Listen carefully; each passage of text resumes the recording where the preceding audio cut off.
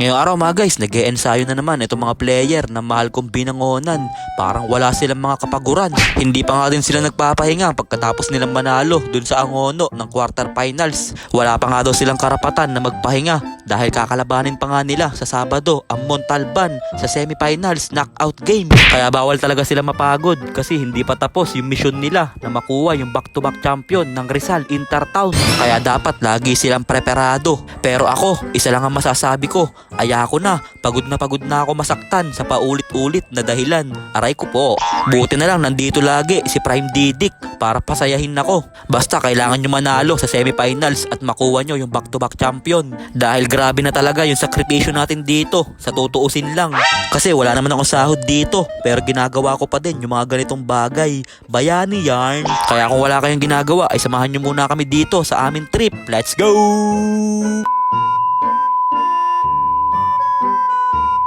So, ayun po pagdating ko nga dito sa may BRCC ay wala pa yung mga player na mahal kong binangonan. Kaya nag-shooting muna ako dito at pinakita ko yung mga tinatago kong galaw. Ayun galaw-gaw. Hey, wara moves, sinalsal pa sa ere. Kaya nakaininin dito, dumidiskarte, balagbag, 3-4-3, pang! At bigla na nga lumabas dyan ang tunay na balagbag. Pormahan pa lang ni Prime Didik, alam mo na kagad na merong bitaw. Kaya kinaldag muna siya dyan ni Coach Nock at tinarahan pa ng 3 joints. At maya-maya nga lang ay nagdatingan na din lahat ng player na mahal kong binangonan. Kaya ready na nga din sila na mag-start ng ensayo. Kaya sinet up na nga din dyan ni Coach Don Oma at ni Coach Merbs yung mga cones na gagamitin nila para makapagsimula na nga daw sa mga drills. At habang pinapanood nga namin sila dito na tumakbo ay kalmado nga lang dyan si Coach J Motovlog. Pero ako ayoko na manood kasi kahit pinapanood ko lang sila parang ako pa yung mas napapagod. Iba talaga mag-training ang mga tambay ng binangonan. Talagang porsigido. Kaya pagkatapos mag-ensayo yung mga bata na yan, pag uwi nila ay diretso tambay yan. At ganito nga din pala yung ine-ensayo nila sa kanilang depensa para pagdating ng laro ay talagang kondisyon na itong mga bata na to. Dahil sabi nga ni Coach J ay talo ng masipag ang magaling. Kasi aanhin mo nga daw naman yung galing mo kung tamad ka naman mag-ensayo. Baliwala din dahil 5v5 naman ang basketball, hindi naman niya one-man team. Kaya kahit hindi ka sobrang kagalingan, basta masipag ka mag-ensayo, darating din yung panahon na gagaling ka din. Basta sasamahan mo lang palagi ng dasal at ng sipag. Balang araw magbubunga din lahat ng paghihirap nyo. Kailangan nga ay araw-araw nag-i-improve kayo para mapunta kayo sa mga mas matataas na liga at hindi kayo masabihan ng hanggang intertown lang at mga tambay lang. Kasi pag ganito ba naman kagugwapo yung mga tambay ng binangonan, baka lahat ng babae dito sa binangonan nakatambay na din. Kasi ito nga binabash nyo ay binalayan king ng binangonan. Tapos sasabihan nyo lang ng tambay, ang poging tambay naman yan pagka ganyan. Tignan mo, bang bibilis pa nila tumakbo. Double time! Push tayo pare, bawal mag-relax. Kaso lang mas kondisyon pa talaga yung assistant coach kesa sa mga player. Mabilis pa manakbo sa kanila si Coach Nock. Ayan inunahan sila lahat.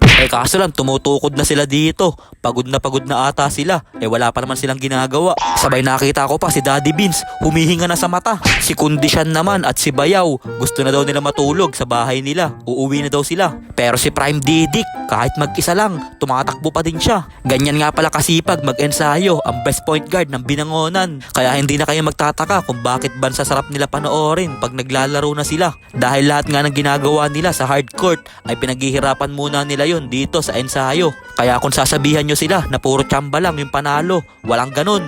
Dahil walang swerte sa mundo. Lahat yun kilos. Huwag kayo maniniwala sa swerte kasi malas yun. Kaya nag-scrimmage muna sila dito para ma-practice nila yung kanilang mga play. Sabay pinapakitaan pa ako ni Coach Babayaw ng kanyang bagong sapatos. Binigyan nga daw siya ni Boss Ian. Kaya sabi ko sa kanya, ayos yan, maganda ng sapatos mo. Tara, gawin natin bota. Dahil sa amin nga pinakuha yung kanin at ulam kahit sobrang lakas ng ulan. Kaya kung sasabihin nyo na vlogger na naman ang kumita, nagkakamali kayo pag ganun na ba? Baka ako ang pinagkakakitaan nila. Kasi wala naman akong sahod dito. Nanonood nga lang ako ng ensayo nila. Tapos naligo pa kami sa ulan para kumuha ng kanin at ulam. Kaya yung mga nambabash sa akin na pinagkakakitaan ko lang daw itong mga player ng binangonan, palit na lang tayo, kayo na lang dito. Ayako na, babayaw na ako. Hindi nyo lang alam, kaya lang namin ginagawa to. Dahil parang pamilya na din yung touring namin dito sa mga player ng binangonan. Bandami na nga din namin napuntahan ng mga liga kung san-san na kami-kami yung magkakasama. Kaya kahit bayani lang kami dito ay hindi kami nagre-reklamo.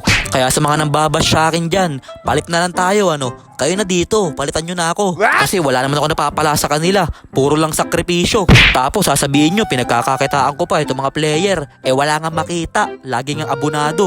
Yung tipong tubo na, lugi pa.